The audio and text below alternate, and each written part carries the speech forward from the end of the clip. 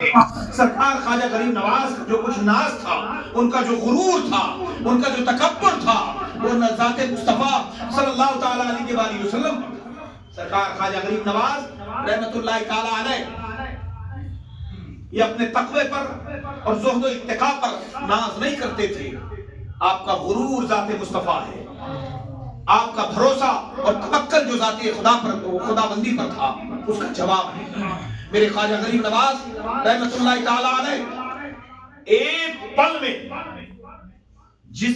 جسے چاہتے جیسا چاہتے اس کے دل کی دنیا کو بدل دیتے. ہندوستان کا سب سے بدماش حکمران غنڈا جس کا نام پرتھوی راج چوہان ہے، خواجہ غریب نواز پر پانی بند کر دیا، بیٹھے تو زمین تنگ کر دیا. میرے خواجہ نے فرمایا لے راجہ کے اونٹ بیٹھیں گے تو اونٹ ہی بیٹھیں، اتنا کہنا تھا تو اونٹ بیٹھے ہی رہ گئے. میرے خواجہ کے بٹھائے اونٹ کو یہ نہ اٹھا سکے تو میرے خواجہ کے بٹھائے ہوئے ہم مومنین کو کیسے اٹھا سکتے ہیں؟ مجال ہے ان کی. میرے خواجہ غریب نواز کی بٹھائیوں کو اٹھا دیں گے. یاد رکھیں ہمیں جو ایمان عطا کیا ہے، ہمیں جو وطن دیا ہے، یہ وطن میرے خواجہ کا دیا ہوا ہے اور الحمدللہ یہ ہمارا گھر ہے اور میرے خواجہ نے ہمیں بتایا ہے کہ ہمارا گھر ہے اور ہم جانتے ہیں الحمدللہ ہمیں اپنے گھر اور اپنی مادر وطن کی حفاظت کرنا خوب آتا ہے. ابھی انشاءاللہ ہم کل بھی کھڑے تھے، آج بھی کھڑے ہیں اور ہماری نسلیں بھی کھڑی رہیں گی. اللہ تعالیٰ ہمارے وطن کو پھلتا پھولتا رکھے اور خواجہ غریب نواز کے فیض سے سب کو مالا مال کرے.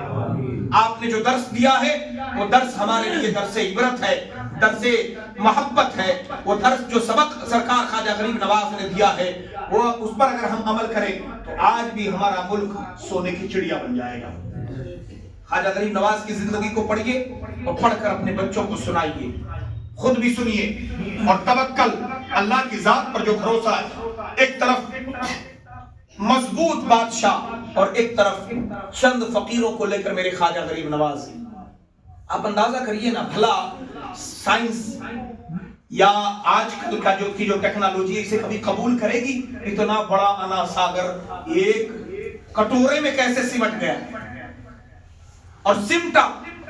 یہ اجمیر معلیٰ کی تاریخ بتاتی ہے اور یہ میرے خواجہ غریب نواز کی کرامت ہے. میاں وہ تو کٹورا ہے، میرے خواجہ غریب نواز چاہتے تو سوئی کے نوکے میں نوک کے اندر پورے انا ساگر کو سمیٹ لیتے. اور یہ ایسا ہوا ہے، میرے خواجہ نے ان تمام پورے انا ساگر کو اس سے یہ پتا چلتا ہے کہ جب نواسے کا یہ حال ہے اتنے بڑے انا ساگر کو ایک کٹورے میں سمیٹ لیں تو قیامت کے دن جب اتنے سارے گناہ گار ہوں گے مصطفیٰ کریم اپنی دامن میں نہیں سمیٹیں گے، یقیناً سمیٹیں گے. جب ان کے گدا بھر دیتے ہیں شاہان زمانہ کی جھولی، محتاج کا جب یہ عالم ہے مختار کا عالم کیا ہوگا.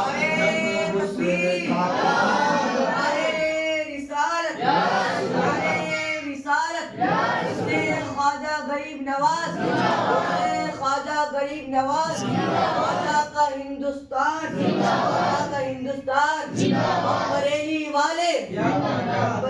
والے ظلمت کے ستائے، ظلمت کے ستائے، ہمیں بھی بتاؤ، ہمیں بھی بتاؤ، تیرے نوکر، تیرے نوکر، ارے تکبیر، ارے رسالت.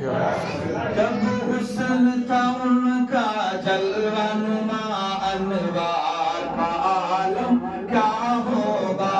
ہر کوئی فدا ہے بن دیکھے دیدار کا عالم کیا ہوگا.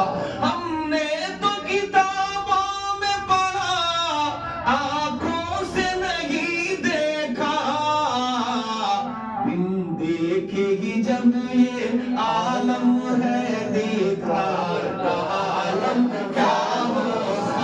بن دیکھے ہی جب یہ عالم ہے دیدار کا عالم کیا ہوگا. سرکار خواجہ غریب نواز کا 813واں عرس مبارک آپ سب کو دین کی عطا گہرائیوں کے ساتھ بہت بہت مبارک ہو، اور اللہ کی بارگاہ میں دعا ہے کہ پروردگار خواجہ غریب نواز کے فیضان اور ان کے فیوز و برکات سے ہم تمام غلاموں کو مالا مال فرمائے، اور اللہ کریم پوری دنیا کے تمام مسلمانوں کو سرکار خواجہ غریب نواز کے نقش قدم پر چلنے اور انہی کے نقش قدم پر چل کر زندگی گزارنے کی توفیق عطا فرمائے۔ پروردگار کی بارگاہ میں دعا ہے کہ مولا عز و جل ہمارے ملک میں بٹھائے جو ایمان والے مومن بھائی ہیں، اللہ ان سب کی حفاظت فرمائے، ہماری مسجدوں کی حفاظت فرمائے، مدرسوں خانقاہوں کی اللہ حفاظت فرمائے، اور ملک میں امن و امان قائم رہے، سلامتی بنی رہے، اور جو کچھ بھی غلط راہ روی اختیار کرنے والے لوگ ہیں حکومت کو چاہیے کہ خواجہ غریب نواز کے فیض و کرم سے ان کو صحیح راستہ دکھائیں۔ اور میری دعا بھی ہے کہ اللہ تبارک و تعالی سرکار خواجہ غریب نواز نے جس ملک کے خوبصورت ملک کا خواب دیکھا ہے اور جس خوبصورت ملک کو سجانے کا سبق دیا ہے، اس پر ہمیں بھی اور ہمارے دیگر جو وطنی بھائی ہیں، وطن والے بھائی ہیں، انہیں بھی عمل کرنے کی توفیق عطا فرمائے۔ الحمدللہ آپ اپنے ماتھے کی نگاہ سے